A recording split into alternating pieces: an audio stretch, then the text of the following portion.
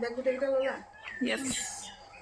Hello everyone, welcome back to my channel. এবাৰ বিহুৰ পিছত ঘৰলৈ আহোঁতে অলপ সময় লৈ আহিছিলোঁ মা দেউতাৰ লগত কেদিনমান থাকিম বুলি পালে আৰু মই ঘৰলৈ আহা বুলি পালে গম পাই মাহীহঁতৰ উৎপাত লাগি গ'ল যে সকলোৱে মিলি একেলগে এটা খানা খাব লাগে আৰু সেই কাৰণে আজি মা দেউতা আৰু মই ওলাইছোঁ মাহীহঁতৰ ঘৰলৈ বুলি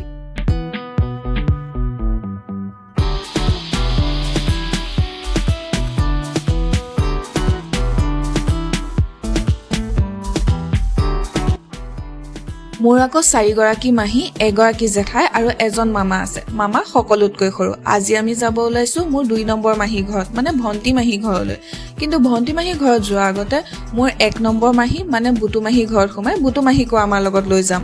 খানাত আকৌ অকল আমিয়ে নহয় দেই, নগাঁও মধুপুৰৰ পৰা মোৰ আইতা মাও আহি আছে আৰু 3 নম্বৰ মাহী মানে মুন মাহী আৰু মুন মাহী ছোৱালীজনীও আহি আছে।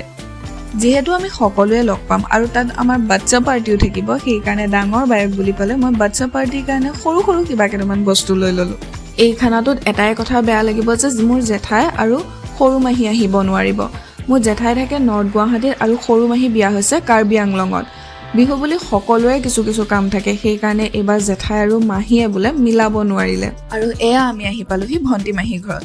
আহি পোৱাৰ লগে লগে বাই ভনীকেইজনী উৎপাত দেখিছেনে? এতিয়াও সৰু ল'ৰা ছোৱালীৰ নিচিনা দেখাৰ লগে লগে দৌৰি ইজনীয়ে সিজনীক সাবটি ধৰে।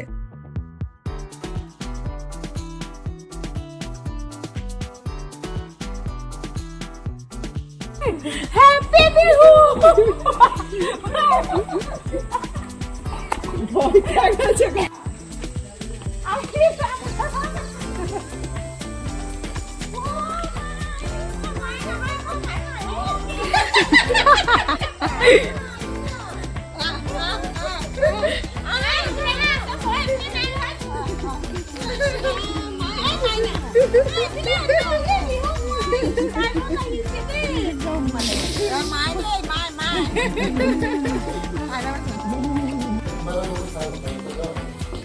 কি বনাইছা ভণ্টি মাহী? এয়া চুগাৰ পাস্তা বনাই আছো। এয়া বনাইছো হোৱাইট চইচ পাস্তা খাব।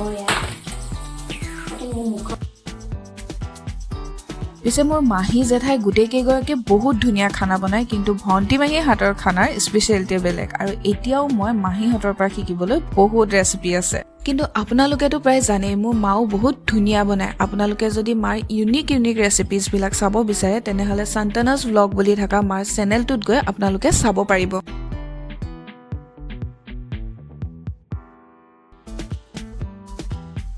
মাহঁতৰ যেতিয়া গোটেই বাই ভনী কেইগৰাকীক একেলগে দেখোঁ তেতিয়া মোৰ এটাই কথা ভাল লাগে যে তেওঁলোক য'তেই যায় গোটেই কেইগৰাকী একেলগে যায়। আইতা মাহঁতৰ ঘৰলৈ যাবলৈ হ'লেও গোটেই কেইগৰাকী একদম একেলগে যাব আৰু তেওঁলোক গোটেই কেইগৰাকী যোৱা গম পালে মামা একদম ফূৰ্তিত ক'বই নোৱাৰা হৈ থাকে। সেইদিনাখন মামা ডিউটিলৈ যাবলৈও মন নকৰে আৰু গোটেই সোপা যেতিয়া লগ হ'ব তেতিয়া সেইখন ঘৰত পৰিৱেশেই বেলেগ হৈ যায়। হাঁহি ফূৰ্তি ইমান যে ভাল লাগে। এই বণ্ডিংটো যে মাহঁতৰ মাজত আছে সেইটো দেখি মোৰ বহুত ভাল লাগে কাৰণ ক'ৰবাত নহয় ক'ৰবাত দেখিবলৈ পোৱা যায় যে আজিৰ জেনেৰেশ্যনত সেই বণ্ডিংটো হয়তো অভাৱ। আপোনালোকক মাজতে এটা কথা ক'বলৈ পাহৰিলোৱে, মোৰ 2 নম্বৰ মাহীগৰাকীৰ ঘৰ কোনখিনিত জানে?